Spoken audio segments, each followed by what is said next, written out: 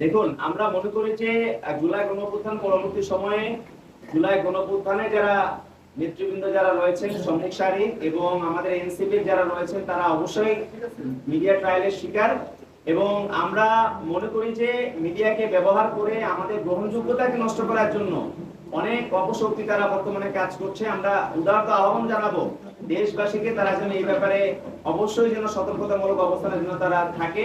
এবং আমরা বলবো যে এনসিপির পক্ষ থেকে কিন্তু অলরেডি জানানো হয়েছে যে আসলে তাদের শীর্ষ নেতৃবৃন্দ তারা কেন সেখানে গিয়েছিলেন। আপনারা জানেন যে গোটা জুলাই মাসে পদযাত্রা হয়েছে, সবাই অনেক ক্লান্ত এবং সবাই অনেক স্ট্রেসের মধ্য দিয়ে গিয়েছে। এবং তারা ব্যক্তিগতভাবে তাদেরকে যে সবল দেওয়া হয়েছিল সেখানে তারা স্পষ্টভাবে তারা জানিয়েছেন যে তারা সেখানে অবকাশ যাপনের জন্য তারা সেখানে গিয়েছেন এবং সেই শোকজের জবাবও কিন্তু আমরা পেয়েছি। এবং আমরা মনে করি যে এটিকে কেন্দ্র করে যে উদ্ভূত যে গুজব ছড়ানো হয়েছে সেটি আসলে অপ্রত্যাশিত। আমরা মিডিয়ার কাছ থেকে সেগুলো আসলে আশা করি না। আমরা চাই যে নতুন বাংলাদেশের মধ্যে গণমাধ্যমের যে স্বাধীনতা বর্তমানে আমরা দেখতে পাচ্ছি সেই স্বাধীনতা যেন অবশ্যই যেন অব্যাহত থাকে। সত্যনিষ্ঠ সংবাদ প্রচারের একটা আস্থার জায়গা যেন হয়ে ওঠে গণমাধ্যম। দেখুন, আমাদের গত 5ই আগস্ট জুলাই গণঅভ্যুত্থানে যে ঘোষণাপত্র বার করা হয়েছে সেখানে আমাদের পার্টির পক্ষ থেকে আমাদের যারা প্রতিনিধি তারা সেখানে উপস্থিত ছিলেন।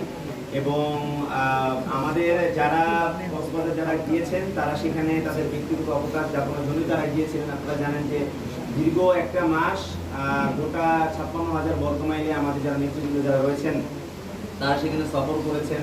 তাদের অনেক ক্লান্তি এবং অবসাদগ্রস্ততা সেগুলো দূর করার জন্য এবং অবশ্যই তাদের একটা স্ট্রেস রিলিজের একটা বিষয় ছিল, সেজন্যই তারা সেখানে গিয়েছে।